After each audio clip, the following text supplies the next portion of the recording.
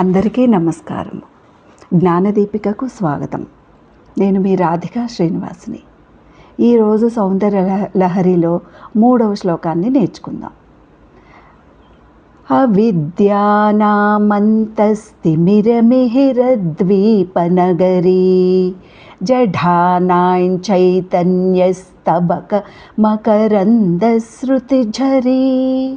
దరిద్రాణాం చింతామణిగుణనికా జన్మజలధౌ నిమగ్నానాం దంష్ట్రామురరిపు వరాహస్య భవతి. ఈ శ్లోకంలో ముఖ్యంగా గమనించాల్సింది ఏంటనగా, గుణనిక అన్న చోట మనం ఆగాల్సిందే. ఆగి నిమగ్నానాంతం స్ట్రామురరిపు వరాహస్య భవతి అనేది విడిగా చదవాలి. లేకపోతే మీనింగే మారిపోతుంది. కాబట్టి చాలా జాగ్రత్తగా మనం ఇక్కడ ఒక పాజ్ ఇచ్చి చిన్నగా అక్కడ ఆపి అప్పుడు తర్వాత లైన్ చదవాలి. గుణనిక దగ్గర ఇది మాత్రం తప్పకుండా అందరూ చూసుకోవాలి, గుర్తుపెట్టుకోవాల్సింది. సో మీనింగ్ చూద్దాం. ఆదిశంకరాచార్యుల వారు అమ్మవారి యొక్క పాద రేణువు యొక్క మాహత్యాన్ని ఈ శ్లోకంలో మనకి చూపిస్తున్నారు. ఏమంటున్నారు? అమ్మ పాదముల్ని ఆశ్రయిస్తే, అమ్మ పాదముల్ని పట్టుకుంటే చాలు, తల్లి 4 రకాలు అయిన మన చతుర్విధ పురుషార్థములు అంటాం. ధర్మ అర్థ కామ మోక్షములని చతుర్విధ పురుషార్థములని ఇస్తుంది తల్లి. ఏంటి ఆ చతుర్విధ పురుషార్థాలు? మొట్టమొదటిగా అమ్మ పాదములను పట్టుకున్న వెంటనే మనలో జన్మల నుంచి తెచ్చుకున్న ఆ దట్టంగా పేరుకుపోయిన అంధకారం, ఆ అంధకారమే అజ్ఞానం. ఆ అజ్ఞానాన్నే అవిద్య అని అన్నారు ఆదిశంకరులు. అవిద్య అంటే అజ్ఞానము.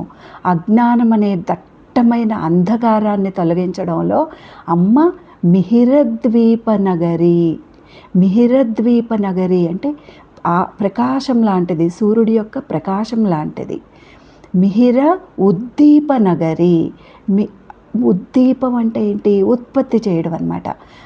మిహిరం అంటే సూర్యుడిని ఉత్పత్తి చేసే నగరం ఆవిడే అమ్మ. అంటే అమ్మ నుండి అనేక కోట్ల సూర్యమండలాలు ఉత్పత్తి అవుతూ ఉంటాయి అన్నమాట అమ్మ నుండి. కాబట్టి సూర్యుడు ఎక్కడి నుంచి వస్తున్నాడు? అమ్మ నుండే వస్తున్నాడు. కాబట్టి సూర్యుడు ఏం చేస్తాడు? మనలో ఉండే అంధకారాన్ని తొలగించలేడు. ఒక్క బయట అంధకారాన్ని మాత్రం తొలగించగలడు. బాహ్యంగా ఉన్న చీకటిని తొలగించి వెలుగును ప్రసాదిస్తాడు సూర్యుడు. కానీ అమ్మ ఏం చేస్తారు? మన లోపల ఉన్న అజ్ఞానం అనే అంధకారాన్ని తల్లి జ్ఞానం అనే వెలుగు ద్వారా మనకి అజ్ఞానాన్ని పోగొడుతుంది అన్నమాట, చీకటిని పోగొడుతుంది. అసలు అవిద్య అంటే ఏంటి?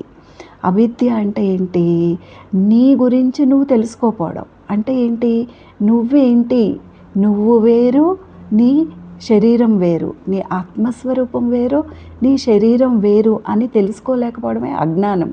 మనం ఏమనుకుంటాం?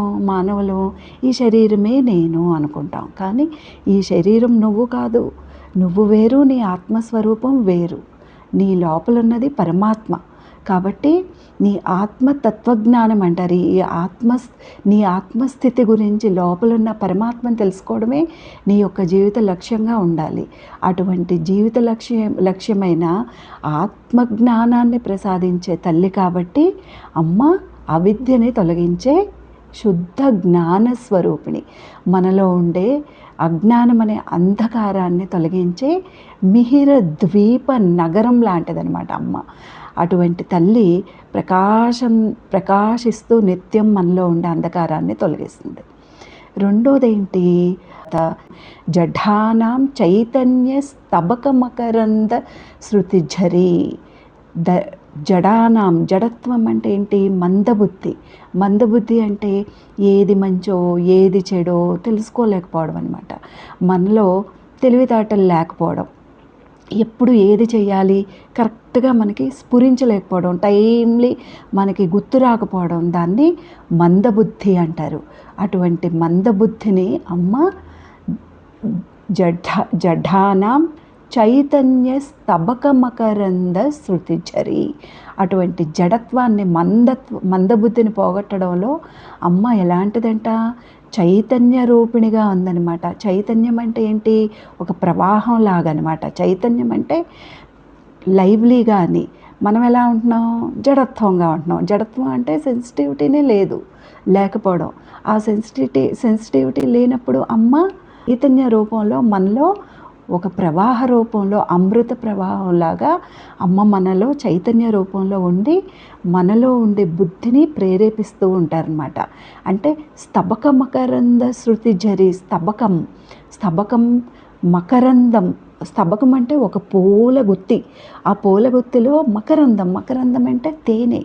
ఎలా ఉంటుంది, శృతిఝరి, తేనె యొక్క ప్రవాహం.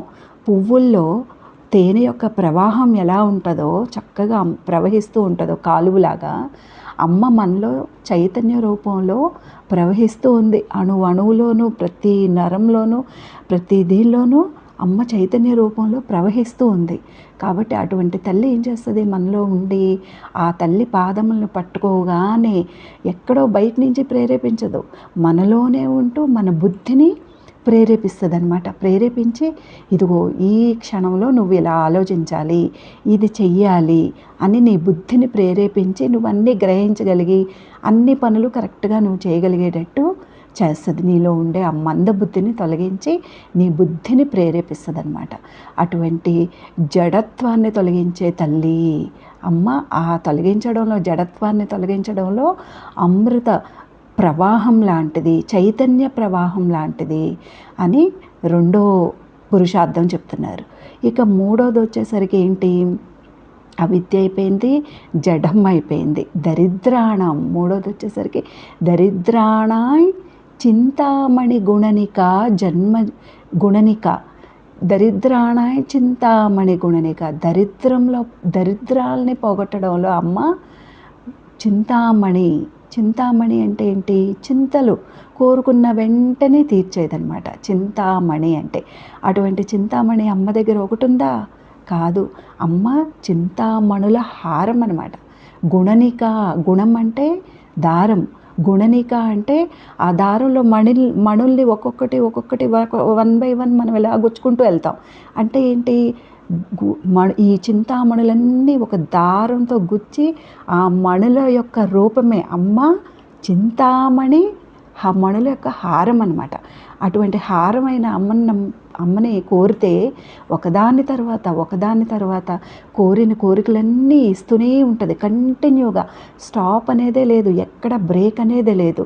ఒక దారంకి పూసలు ఎలా గుచ్చుతాం మనం, ఒకదాని తర్వాత ఎలా గుచ్చుతాం, గ్యాప్ ఎక్కడ ఇవ్వం కదా. అలాగా అమ్మ కూడా అంతే. అటువంటి చింతామణుల్ని కోరిన వెంటనే ఒకదాని తర్వాత కోరికలు తీరుస్తూనే ఉంటుంది. అటువంటి చింతామణుల యొక్క స్వరూపం అమ్మ అనమాట. చింతామణుల హారమే అమ్మవారు. కాబట్టి దరిద్రాలన్నిటిని మనలో మనకున్న దరిద్రాలన్నిటిని తొలగించే తల్లి అని. అది మూడవ పురుషార్థం. ఇక నాలుగవ పురుషార్థం, ఆఖరి పురుషార్థం ఏంటి, జన్మజలధౌ నిమగ్నానాం దంష్ట్రాం మురరిపు వరాహస్య భవతి. జన్మజలధౌ అంటే ఏంటి, జన్మ యొక్క జలది అంటే సాగరం అనమాట, సముద్రం. జన్మజలధం అంటే జన్మల సాగరం అని అంటే ఏంటి, ఇక్కడ సంసారము అనే సముద్రం నుండి అమ్మ మనల్ని ఉద్ధరిస్తుంది, బయటపడేస్తుంది వెంటనే. ఆ తల్లి పాదాలని నువ్వు పట్టుకున్నావు అని అంటే వెంటనే ఆవిడ ఈ సంసారం అనేది, సముద్రం ఎలా ఉంటుంది, ఎప్పుడు అలలు ఎగిసి పడుతూ ఉంటాయి. సముద్రం అంతా ప్రశాంతంగా ఉండదు కదా. అలాగే సంసారం కూడా ఒడిదుడుకులతో ఉంటుంది ఎప్పుడు. కాబట్టి అటువంటి ఒడిదుడుకులు ఉన్న సంసారాన్ని నుంచి అమ్మ తల్లి అని పాదాలు పట్టుకోగానే మనల్ని బయట పడేస్తుంది అనమాట.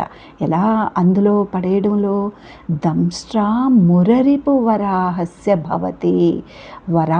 ఆదివరాహుడు ఎలాగ భూమిని నీళ్ళల్లో పడేస్తే సముద్రం నుంచి ఆయన మూపురం మీద కోరతో పట్టుకుని భూమిని ఎలా పైకి తీసుకొచ్చి రక్షించాడో భూమిని, అలానే మనల్ని కోరుకున్న మనల్ని అమ్మా అని పిలవగానే తల్లి నిన్ను ఆ సంసారం అనే సముద్రం నుంచి కోరలాగనమాట, ఆది వరాహుని కోరలాంటిదనమాట అమ్మ. అటువంటి కోర రూపంలో తల్లి నిన్ను సముద్రంలో నుంచి బయటపడేస్తుంది అనమాట. అంటే ఏంటిది? ఆఖరి పురుషార్థం అంటే అదే. సంసారం అనే సముద్రం నుంచి నేను బయటపడేసిందంటే, సంసారం అనేదే జన్మ తీసుకోవడం, మరణించడం, పుట్టడము మరణించడం, ఈ సైకిల్ ఉంది కదా, ఆ సైకిల్ నుంచి నేను బయటపడేస్తుంది. అంటే ఏంటి? అదే మోక్షం అంటే కైవల్యం అంటే అమ్మ పాదాలని చేరుకోవడం, అమ్మలో కలిసిపోవడం, నువ్వే అమ్మవైపోవడం అనమాట. అటువంటి మోక్షాన్ని ఇచ్చే తల్లి, ఆ తల్లి పాదాలని నమ్ముకుంటే ఆ పాద రేణువు యొక్క మహిమ, ఒక్క రేణువుతోనే మనం ఇన్ని సాధించగలమని ఆదిశంకరాచార్యులు వారు చూపిస్తూ ఈ శ్లోకాన్ని ఎవరెవరు ధ్యానించిన, ఉపాసన చేసిన అవిద్య, దరిద్రం, జడత్వము అన్నీ పోగొట్టి ఆఖరికి అమ్మ తనలో ఐక్యం చేసేసుకునే శక్తిని మనకి ఇస్తుంది. కాబట్టి ఈ తల్లిని మనం ప్రార్థిస్తూ సెలవు తీసుకుందాం. శ్రీమాత్రే నమః.